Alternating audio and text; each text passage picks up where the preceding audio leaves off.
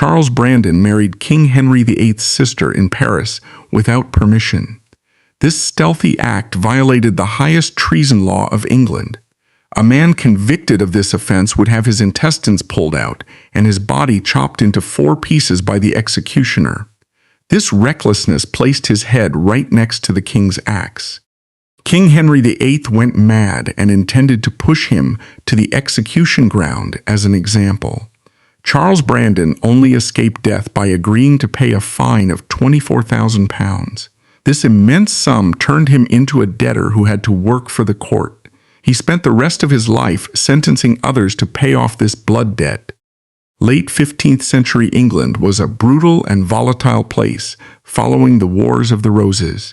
The new Tudor dynasty took power through battlefield conquest rather than unquestioned divine right. Because the regime was insecure, ancient birthrights no longer guaranteed wealth or power. Instead, nobles secured their titles through calculated political maneuvering and unquestioning loyalty to the crown. Charles Brandon entered this dangerous political landscape through his family's ultimate sacrifice. Born around 1484, he was the surviving son of minor gentry members Sir William Brandon and Elizabeth Brune. Charles did not inherit great estates or unmatched geopolitical power. However, his family's trajectory changed forever on August 22, 1485, at the Battle of Bosworth Field. During this decisive battle, Sir William Brandon served as the personal standard-bearer for Henry Tudor. King Richard III launched a targeted cavalry charge directly at the Tudor command to end the rebellion. Sir William stood his ground to protect the rebel standard. He was struck down and killed by the king on the battlefield. This sacrifice laid the foundation for Charles Brandon's future, though it initially left him vulnerable. His mother died in 1494 when Charles was only 10 years old. Since her estates passed to a half-sibling under the law of the time, Charles was orphaned and left penniless. Without independent lands or inherited status, he faced severe disadvantages in a society driven by wealth. However, the Tudor regime possessed a long memory regarding loyalty, especially loyalty paid in blood during its inception. Recognizing the heavy debt owed to the Brandon family, King Henry VII intervened directly. The king arranged for the young orphaned boy to be brought into the royal court, a strategic placement facilitated by Charles's uncle, Sir Thomas Brandon, who operated as a prominent diplomat and the king's master of the horse. At the age of 17, Charles was placed in the household of Prince Arthur, the heir to the throne, following the prince's widely celebrated 1501 marriage to Catherine of Aragon. The objective was for Charles to serve the future king and slowly build a career in royal administration. However, the dynastic fragility of the Tudor line intervened. Arthur's sudden, unexpected death in 1502 altered the trajectory of English history and Brandon's life. Instead of traveling with the young, politically isolated widow Catherine to the remote stronghold of Ludlow, Brandon executed his first major strategic pivot. He remained in London, deliberately embedding himself in the immediate social circle of the new heir to the throne, Arthur's younger brother, Henry, Duke of York. The bond forged between Charles Brandon and the future King Henry VIII was not based on shared intellectual pursuits, theology, or political philosophy. It was rooted in intense athletic competition and shared vanity. Brandon was 6 years older than the prince, powerfully built, classically handsome, and possessed exceptional athletic prowess. They bonded over the fiercely competitive sports of the aristocracy, royal tennis, wrestling, and the high-stakes violence of the jousting tilt-yard. To the young Prince Henry, who was rigidly confined and aggressively monitored by an aging father, terrified of losing his sole remaining heir, Charles Brandon represented unrestrained freedom and martial perfection. He was the embodiment of the chivalric ideal Henry desperately wished to emulate. Yet, the core of their lifelong relationship was not merely shared athleticism. It was Brandon's meticulous mastery of royal psychology. Even as a young man, Brandon understood deeply that a volatile, profoundly narcissistic future monarch did not want a genuine, equal rival. Henry wanted a magnificent companion who would elevate the spectacle of the court, provide a thrilling challenge, but ultimately yield, reinforcing the king's own psychological supremacy. Brandon perfected the delicate, dangerous art of the deliberate loss. In the Tillyard, he fought fiercely enough to make the match thrilling and visually spectacular for the crowds, but he always ensured, through minute adjustments in his lance or his timing, that Henry took the ultimate glory and the victory. This calculated deference built a deep psychological tether of trust. It was a dynamic that would successfully outlast all of Henry's wives, his chief ministers, and the catastrophic political upheavals of the coming decades. Brandon secured his position as the indispensable mirror to the king's ego. For a landless courtier operating within the stratified, hyper-competitive ecosystem of the Tudor system, close proximity to the monarch was absolutely necessary, but it was not sufficient on its own to guarantee survival. Maintaining a position in the inner circle of the future King Henry VIII required continuous injections of liquid capital. The Tudor court was a theater of ostentatious consumption. To remain relevant, Charles Brandon had to personally finance the heavy costs of his own participation in royal tournaments, which required purchasing custom-forged Italian plate armor, expertly trained war horses, and substantial quantities of imported velvet and cloth of gold for his retinues. Brandon possessed no inherited estates to generate this revenue. Therefore, the fastest, most effective mechanism for acquiring wealth and status was the aggressive exploitation of the aristocratic marriage market. Brandon approached matrimony not with the romantic chivalry of his era, but with the cold calculation of a predator. He weaponized the rigid complexities of church and common law to systematically ruin women, seize their wealth, and elevate his own political standing. Around 1505, Brandon initiated his first major financial maneuver by targeting Anne Brown. She was a gentlewoman serving directly in the household of Queen Elizabeth of York. Crucially, she was the daughter of Sir Anthony Browne, the governor of Calais, and was deeply connected by blood to the powerful Neville family network. Brandon recognized the political value of the Brown alliance, but he did not immediately pursue a grand, formalized church wedding. Instead, he extracted a binding promise of marriage from Anne utilizing a specific loophole within Catholic canon law, the concept of per verba de praesenti, a vow made in the present tense. In early 16th century Europe, inflexible church law did not require a priest, a church, or a public ceremony to establish a valid marriage. A man and a woman simply needed to exchange verbal vows in the present tense. If this agreement was followed by the couple privately beginning their life together, the church officially recognized the relationship as a permanent, binding union. Bound by this specific physical contract, Anne Brown became pregnant with Brandon's child in 1506.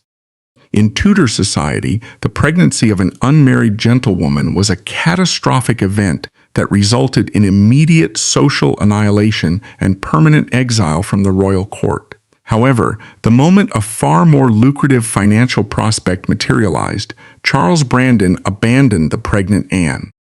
He ignored the binding nature of their per verba de praesenti contract, leaving her to face absolute social ruin and the wrath of her powerful family while he executed his next acquisition.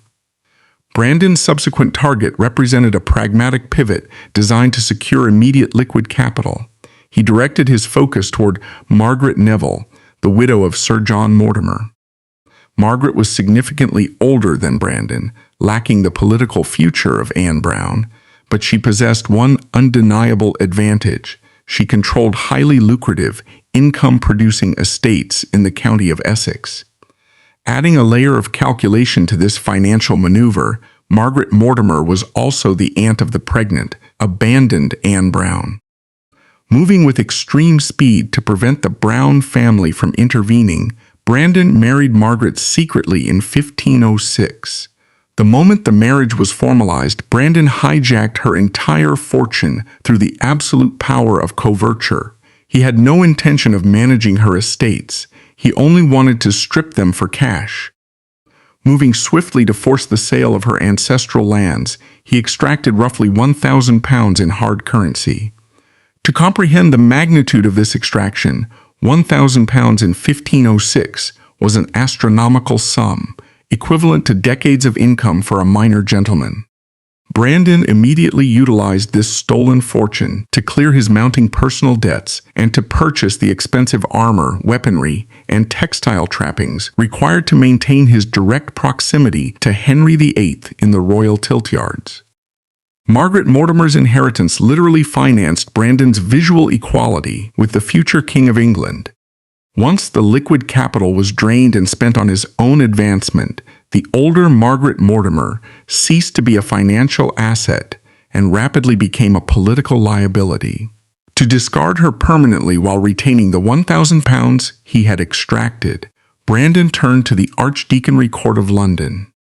He executed a legal maneuver of breathtaking cynicism, manipulating the very same canon laws he had previously exploited.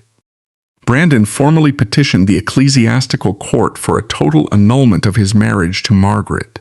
An annulment, unlike a modern divorce, decreed that the marriage had never validly existed in the first place due to a pre-existing impediment. Brandon based his petition on two indisputable principles of Catholic law: pre-contract and consanguinity. In court, Brandon testified under oath that his marriage to Margaret was invalid. He explained that he was already bound to her niece, Anne Brown, through a prior commitment made in 1505. Furthermore, he argued that because of this existing bond with Anne, his relationship with her aunt, Margaret, violated religious laws. Therefore, he claimed his marriage to Margaret was void from the beginning. The ecclesiastical court, bound by the parameters of canon law, was forced to agree with his logic.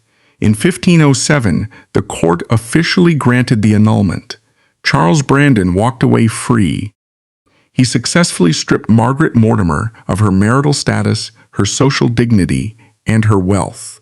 Crucially, because the annulment declared the marriage invalid from the start, standard property restoration laws were deeply convoluted, and Brandon never returned the £1,000 he had extracted from her estates.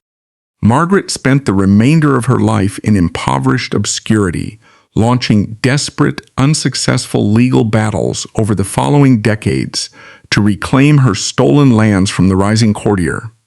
Having secured his capital, Brandon recognized the severe political danger he had created by humiliating the Brown and Neville families. To repair his damaged political standing with these influential aristocratic networks, Brandon returned to the woman he had abandoned. In 1508, he publicly and officially married Anne Brown in a formalized church ceremony, legitimizing their relationship and their offspring. She bore him 2 daughters before her sudden death in 1511. Widowed, fully funded, and securely embedded within Henry VIII's inner circle, Brandon remained unfazed by his wife's passing. He escalated his financial tactics, moving beyond standard marriage to target the lucrative, corrupt Tudor system of wardship. Under English feudal law, if an aristocrat died leaving an heir who was a minor, the crown seized control of the child and all their inherited estates. This was known as a wardship. The crown rarely managed these estates itself. Instead, the king sold the wardship to the highest bidder or granted it to a favored courtier. The guardian who acquired the wardship possessed the unilateral right to absorb all the revenues generated by the child's estates for the duration of the minority. Furthermore, the guardian possessed the exclusive right to dictate the child's marriage, often selling the marriage rights for profit or marrying the child into their own family to absorb the wealth. In late 1512, Brandon identified his target and successfully petitioned King Henry VIII to grant him the wardship of Elizabeth Grey. Elizabeth was an 8-year-old child, but her status was substantial. She was the Viscountess Lisle in her own right, and the sole heiress of the Grey family fortune. By exploiting her wardship, Brandon absorbed the limitless revenues generated by the Grey estates directly into his own personal accounts, vastly expanding his financial foundation. However, merely hijacking this influx of cash was insufficient for Brandon's ultimate ambition. He required the prestige, the institutional security, and the geopolitical power associated exclusively with an ancient aristocratic title. Leveraging his uncontested authority as her guardian, Brandon forced the 8-year-old child into an irrevocably binding betrothal contract with himself. Using this fabricated, unconsummated engagement to the heiress of the Lisle estates as his foundation, Brandon formally petitioned King Henry VIII for elevation to the peerage. The strategy was flawless.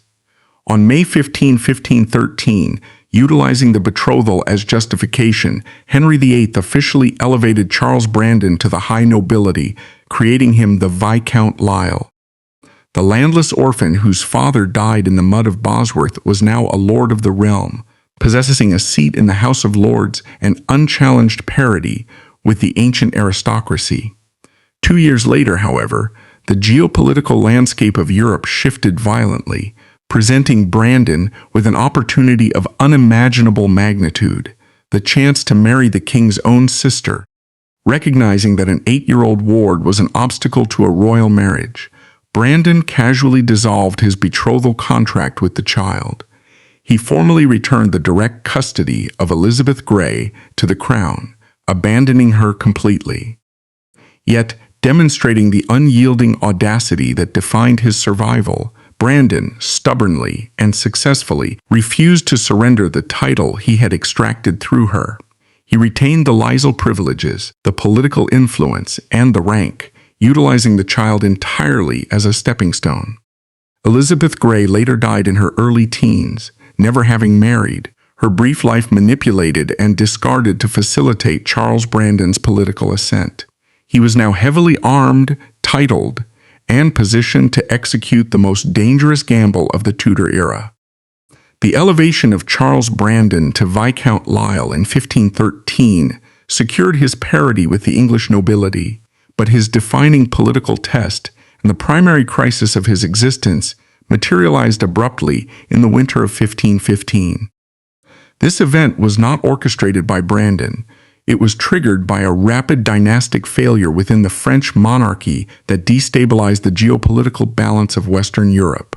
In October 1514, King Henry VIII executed a sweeping diplomatic maneuver by forcing his 18-year-old sister, Mary Tudor, into an arranged marriage with King Louis XII of France. The objective was to secure a fragile Anglo-French peace treaty. Louis XII was a decaying, ailing man of 52, suffering from advanced gout and systemic bodily degradation. The Tudor intelligence apparatus correctly calculated that the French king would not survive the marriage for an extended period, but the velocity of his collapse caught the entire continent by surprise. On January 1, 1515, after less than 3 months of marriage, King Louis XII died. The death of the French monarch instantly transformed the 18-year-old Mary Tudor into the single most valuable, volatile diplomatic asset in Europe. She was a dowager queen of France, a princess of the English royal bloodline, and she personally possessed a substantial financial cache. Her marital agreement included a dowry of 200,000 gold crowns, shipments of gold plate, and a collection of priceless royal jewels, most notably the Mirror of Naples, an enormous diamond that functioned as a primary symbol of French state wealth. Henry VIII recognized the urgent necessity of securing this asset. He intended to repatriate Mary, seize the financial capital, and recycle her into a new diplomatic marriage to forge an alliance with the Holy Roman Empire or Spain. To execute this extraction, Henry required an envoy who possessed the brute intimidation to deal with the French court, combined with the unquestioning loyalty of an economically dependent operative. He selected Charles Brandon, recently elevated to the Dukedom of Suffolk in 1514 in preparation for this caliber of international diplomacy. Henry's operational parameters left no room for diplomatic maneuvering. The king ordered Brandon to travel to Paris, take physical custody of the Dowager Queen, secure the French gold, and escort the entire convoy safely back to London. However, Henry VIII was acutely aware of the severe operational risks. He possessed intelligence regarding the intense, palpable tension between Brandon and his sister prior to her departure for France. Henry recognized that placing an ambitious predator in direct, unsupervised proximity to an 18-year-old royal widow possessing a vast fortune was a geopolitical liability. Before Brandon was permitted to cross the English Channel, the king subjected him to a rigorous psychological restraint. Henry summoned Brandon before the assembled Privy Council at Whitehall. In front of the highest executive officers of the state, Henry forced Brandon to swear a binding, sacred oath. Brandon formally swore that he would act solely as a diplomatic envoy. He was forbidden from engaging in any personal betrothal, intimate relationship, or marriage contract with Mary Tudor during the extraction operation.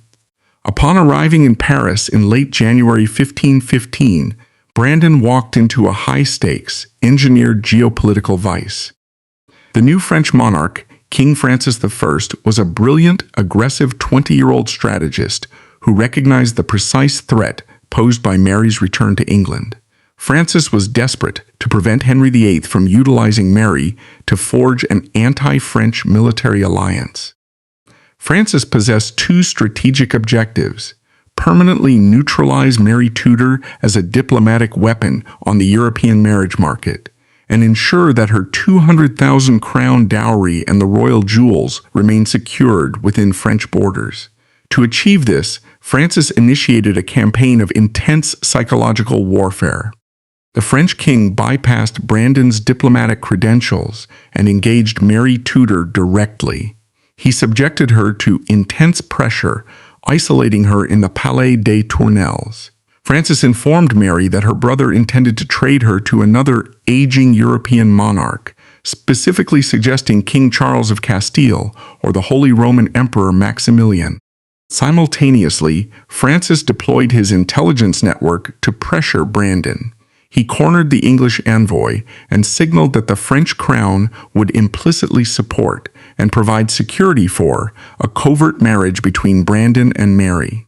Francis correctly calculated that if Mary married a relatively low-ranking, politically isolated English noble who possessed no foreign military backing, her value as an international diplomatic weapon would be destroyed, rendering her useless to Henry VIII's foreign policy. Mary Tudor, traumatized by her brief marriage to Louis XII and terrified of being utilized as collateral in another geopolitical transaction, seized control of her own operational trajectory. She recognized that her window of opportunity was closing rapidly. She summoned Charles Brandon to her private chambers and delivered a ruthless ultimatum that shattered the parameters of his mission. Mary informed Brandon that he had precisely 4 days to marry her. If he hesitated, or if he attempted to adhere to the oath he had sworn to her brother, she would execute an immediate contingency plan. She swore to enter a heavily enclosed French convent, permanently removing herself from the secular world and the European marriage market. If she took the veil, Brandon would lose her forever. He would fail his extraction mission, and he would return to Henry VIII empty-handed, a failure that would guarantee his political destruction.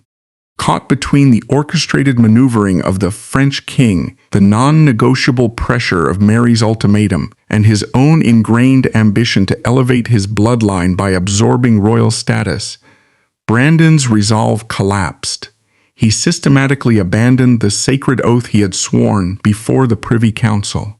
Sometime in mid-February 1515, a small covert wedding ceremony was executed within the private chapel of the Hôtel de Cluny in Paris.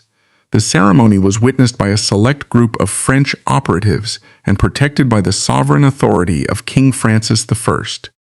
Under the unforgiving framework of Tudor law, Charles Brandon's action did not merely constitute a breach of diplomatic protocol or a violation of a personal oath. It constituted the ultimate civilian crime possible: high treason.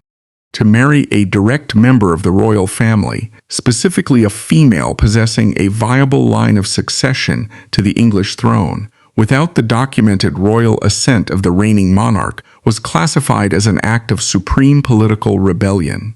It was interpreted by the state as a hostile attempt to contaminate the royal bloodline and usurp the succession.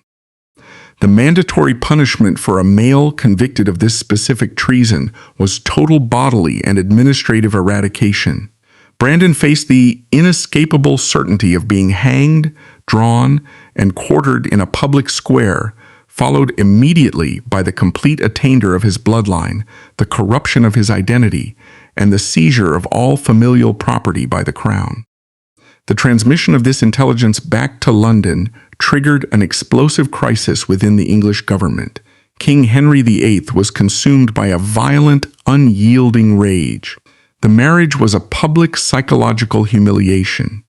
His closest constant companion, the man he had elevated from a landless orphan to a duke, had defied his orders, broken a sacred oath, and stolen the most valuable diplomatic asset the crown possessed, compromising English foreign policy.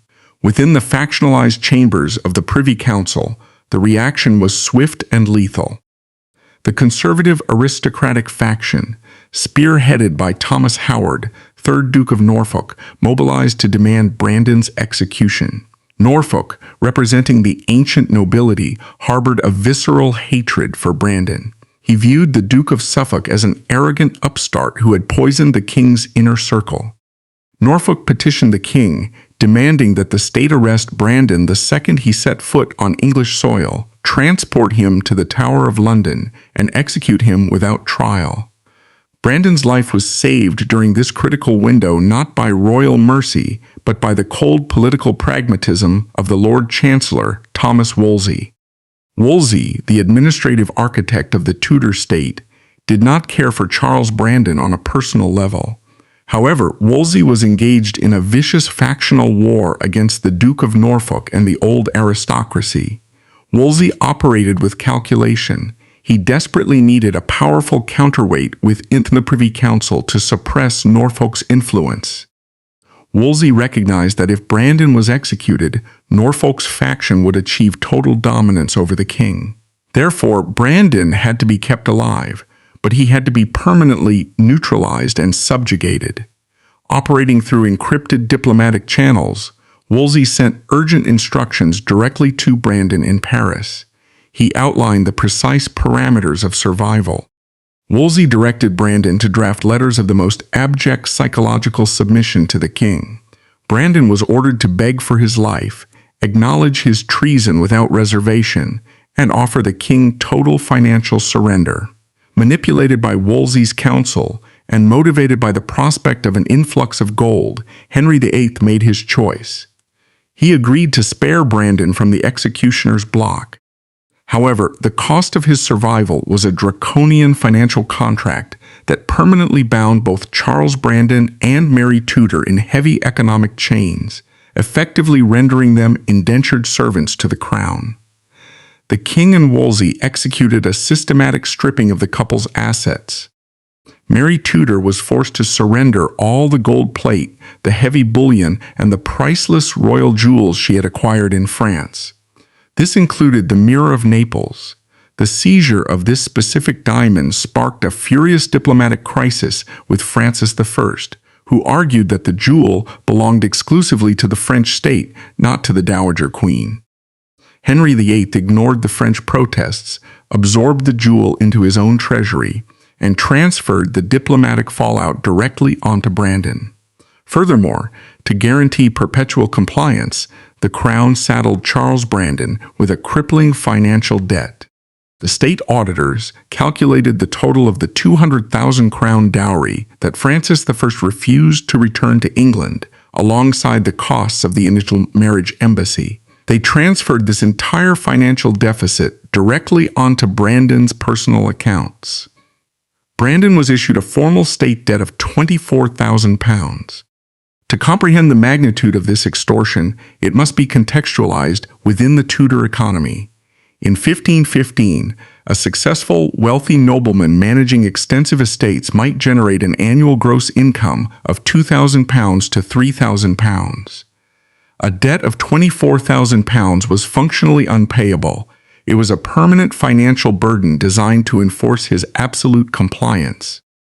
Brandon was forced to sign a binding contract mandating the repayment of £1,000 annually in hard currency for 24 continuous years. To ensure he could not default, declare bankruptcy, or flee the jurisdiction, the debt was backed by a £100,000 recognizance bond.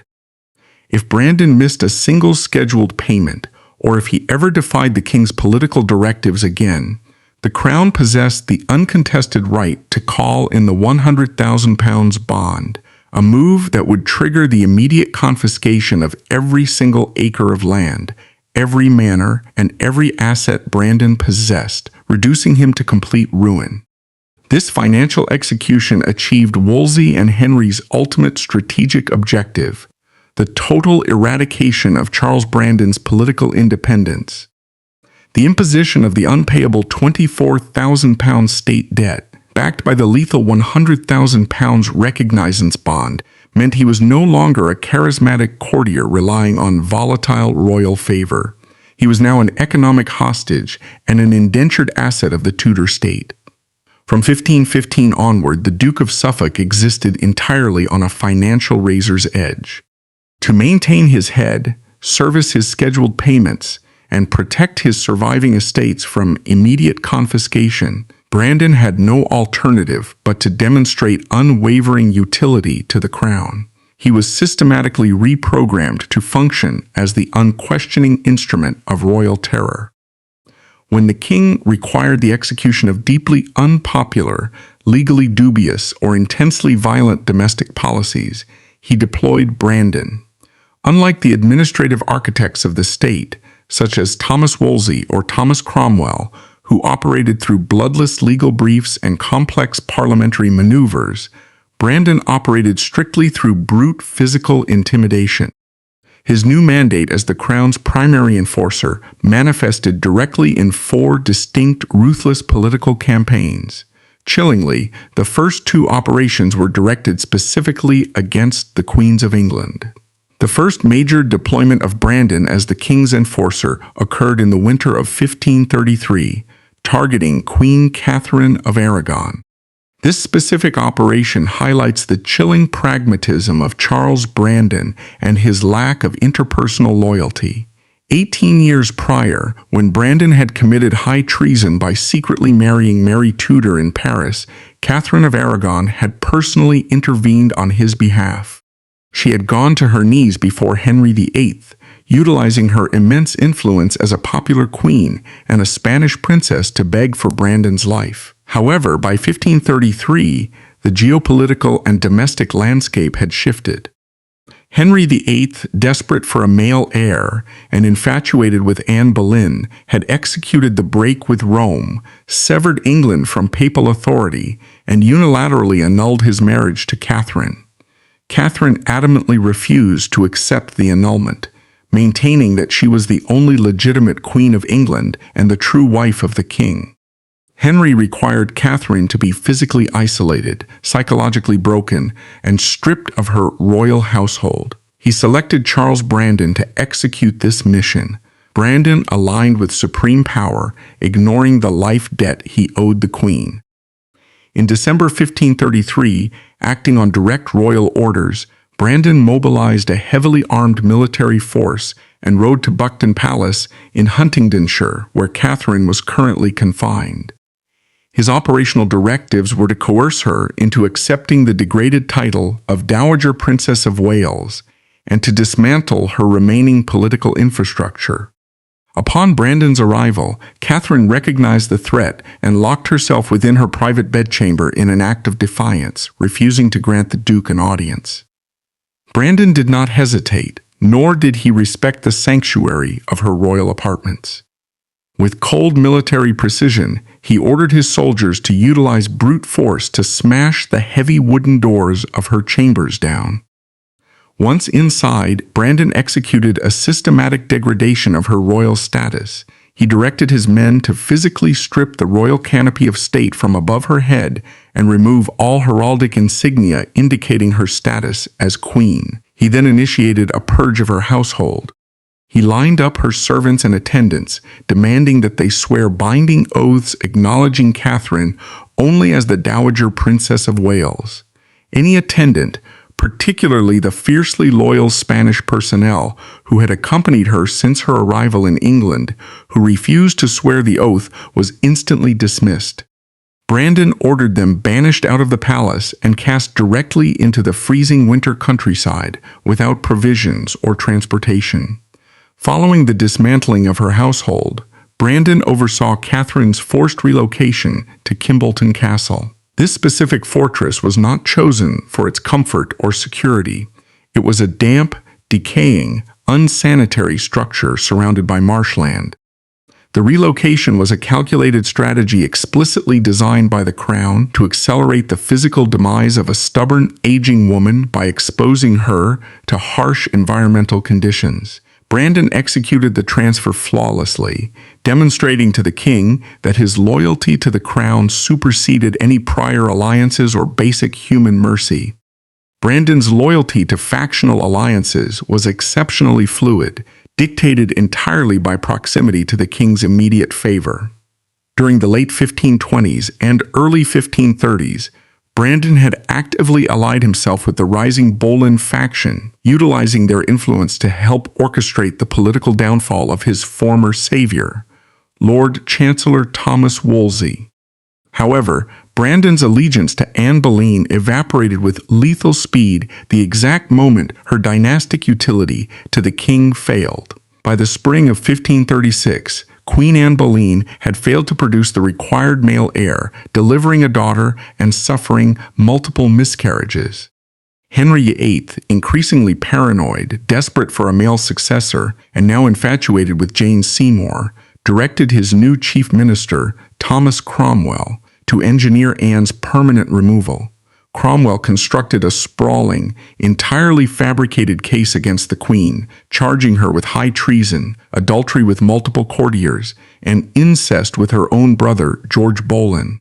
The Crown required a tightly controlled, impregnable judicial mechanism to execute a reigning queen. Because Anne Boleyn possessed royal status, standard common law courts held no jurisdiction over her fate. The state mandated that she face the court of the Lord High Steward, utilizing a jury of peers, a specialized panel comprised entirely of the highest-ranking noblemen in the realm. The Crown meticulously selected the 27 aristocrats who would sit on this panel, ensuring it was packed with men who were indebted to the king, hostile to the Boleyn faction, and guaranteed to return a guilty verdict. Charles Brandon, Duke of Suffolk, was appointed as one of the primary judges on this elite tribunal. Brandon was fully aware of the political mechanics operating behind the trial. As a veteran of the Tudor court, he knew that the evidence presented against Anne was fabricated, relying on coerced testimonies and confessions extracted under the threat of the rack. Furthermore, he knew precisely the outcome that the king demanded. There was zero room for judicial independence. A vote for acquittal would be interpreted by Henry VIII as an act of personal treason and a direct threat to the king's new marriage plans. During the widely publicized show trial held in the Great Hall of the Tower of London in May 1536, Brandon sat impassively. When called upon to render his verdict, he did not hesitate. Despite his former political alliance with the Boleyn family, Brandon coldly and formally cast his vote for guilty, condemning the Queen to death by burning or beheading at the king's pleasure. Brandon's role in the eradication of Anne Boleyn did not end in the courtroom. The Crown required his physical presence to legitimize the execution. On the morning of May 19, 1536, the state executed the Queen of England. To ensure the operation proceeded without interference or public uprising, the execution was highly restricted, conducted within the fortified walls of the Tower of London rather than the public execution grounds of Tower Hill. Charles Brandon was dispatched to the scaffold to act as the official physical representative of King Henry VIII. He stood prominently on the raised wooden platform, functioning as the supreme state authority overseeing the proceedings. He watched impassively as Anne Boleyn delivered her final speech, knelt in the straw, and was executed. He personally supervised the specialized French swordsman as he severed the Queen's head with a single strike. By standing on the blood-soaked scaffold, Brandon publicly demonstrated his uncompromising subservience to the sovereign's will, cementing his status as the regime's most reliable instrument of termination. Charles Brandon's utility to the Tudor crown was not restricted to the isolated environments of royal palaces or the heavily guarded chambers of the Tower. When the domestic policies of the state triggered widespread armed civilian resistance, King Henry VIII required a military commander who possessed no hesitation to execute mass slaughter on his own countrymen. In late 1536, the crown's systematic dissolution of the Catholic monasteries initiated a devastating economic and social collapse across northern England.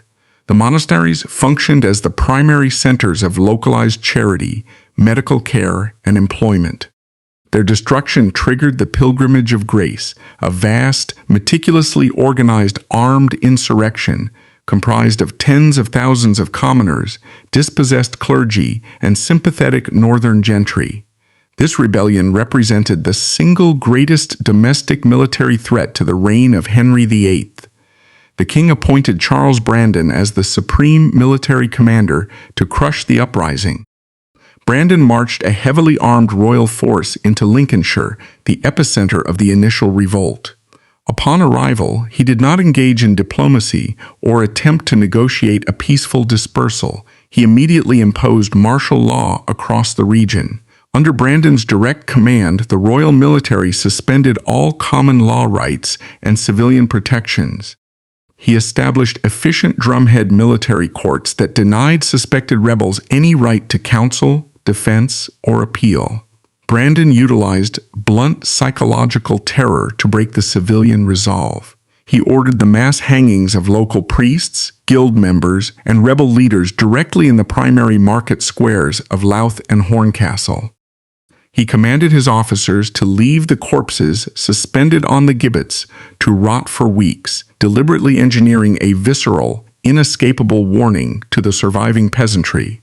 The most prominent leaders of the insurrection who fell into his custody were subjected to the ultimate maximum penalty of state treason, being publicly hanged, drawn, and quartered.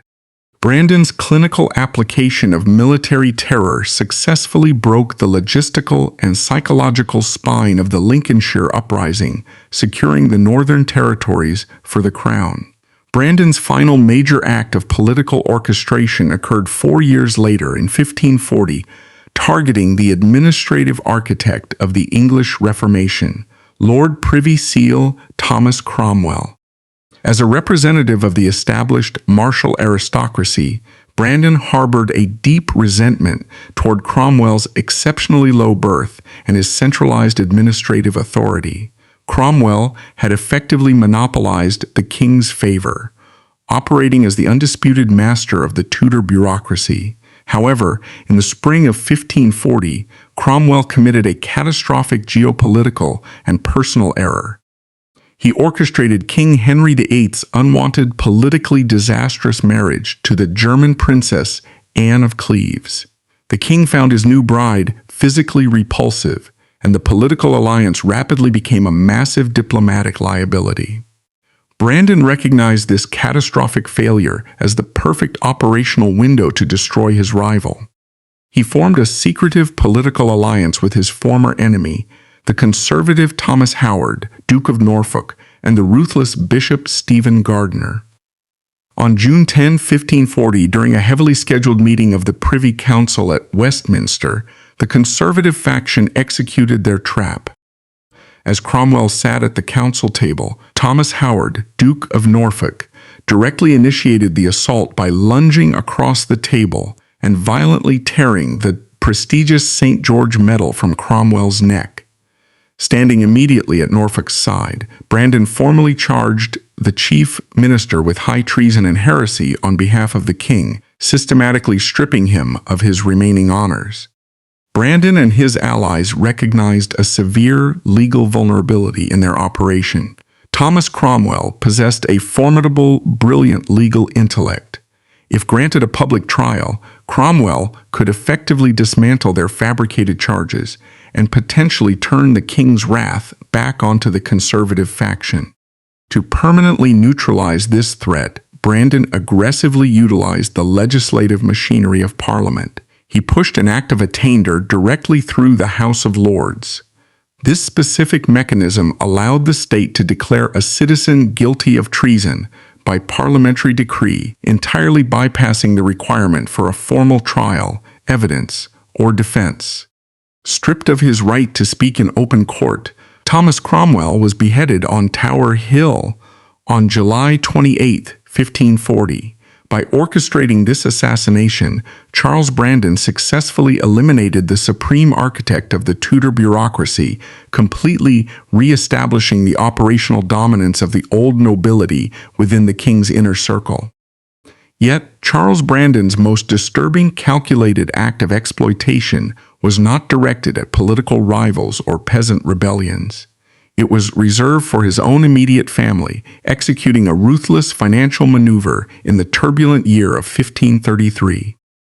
In 1528, operating on his relentless need for vast capital injections to service his state debts, Brandon had purchased the exceptionally lucrative wardship of Catherine Willoughby.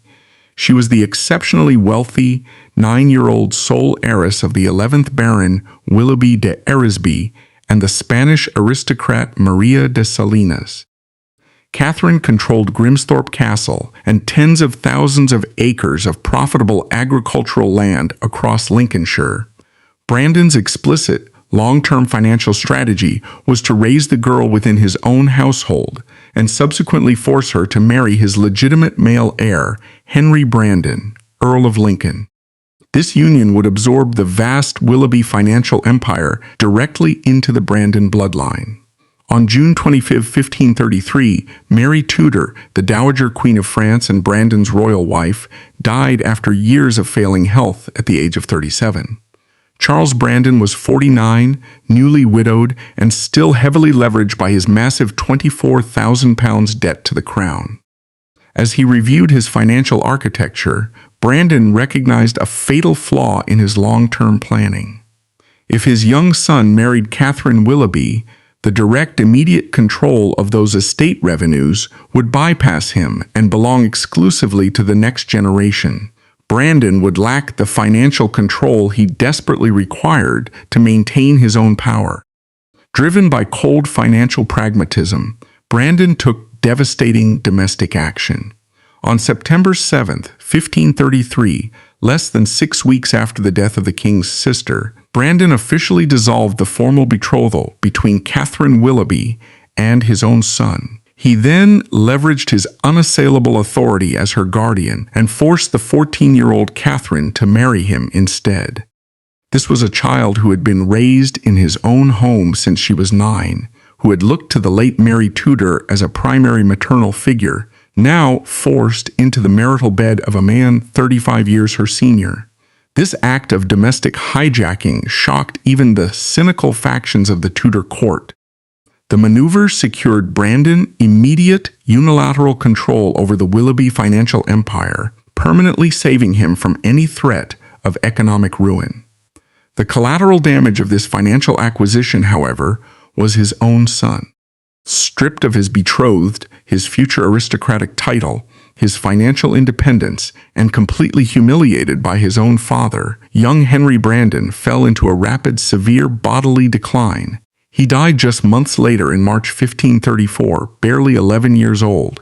Mary Tudor, acutely aware of her husband's predatory nature, had foreseen this precise manifestation of greed. On her deathbed, she had furiously rewritten her last will and testament.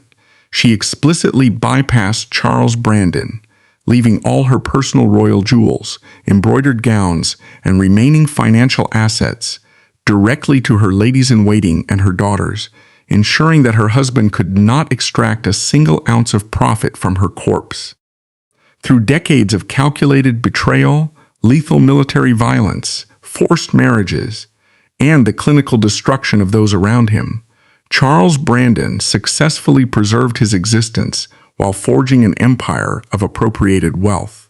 By the 1540s, he commanded an annual income exceeding £3,000, establishing him as one of the wealthiest magnates in the English realm. On August 24, 1545, almost exactly 60 years to the very week after his father, Sir William Brandon, died defending the Tudor standard at Bosworth Field, Charles Brandon died suddenly at Guildford Castle in Surrey. He was 61 years old. Upon receiving the intelligence of Brandon's death, King Henry VIII was reportedly paralyzed by a profound, unusual manifestation of grief. In his final will, Brandon had left explicit, documented written instructions for a quiet, modest burial at his collegiate church at Tattershall in Lincolnshire. The king entirely ignored these directives. Henry VIII personally financed and meticulously orchestrated a spectacularly lavish, visible royal state funeral. Charles Brandon was interred with the highest possible honors at St. George's Chapel, within the fortified walls of Windsor Castle. He was laid to rest near the royal tomb of Queen Jane Seymour, placed directly into the specific royal vault where Henry VIII himself would be buried just 2 years later. The Tudor state honored its enforcer with a royal funeral. Yet his legacy was erased almost immediately. Brandon's vast, tightly consolidated estates and the dukedom of Suffolk were legally inherited by his two well-educated legitimate sons with Catherine Willoughby, Henry, the second Duke, born 1535, and Charles, the third Duke, born 1537. In the sweltering summer of 1551, the English sweating sickness re-emerged with terrifying velocity. This lethal, aggressive viral outbreak was a demographic anomaly. It specifically and disproportionately targeted wealthy, well-fed, healthy young men of the aristocracy. The outbreak struck the University of Cambridge, where the two teenage dukes were actively engaged in their academic studies. Driven by absolute panic, their mother, Catherine Willoughby, initiated an immediate evacuation. She removed her sons from the infected university, fleeing the plague to seek secure refuge at Buckton Palace in Huntingdonshire. This location represented a chilling, perfect stroke of historical irony. She brought her sons to die in the very same fortified palace where their father, Charles Brandon, had violently terrorized, degraded, and purged the household of Queen Catherine of Aragon 18 years prior. The evacuation failed. The fatal transmission had already occurred. The boys were deeply infected before they left Cambridge. On the morning of July 14, 1551, 15-year-old Henry Brandon succumbed to the fever and died in his bedchamber. The very second Henry took his last breath, the rigid laws of feudal inheritance activated.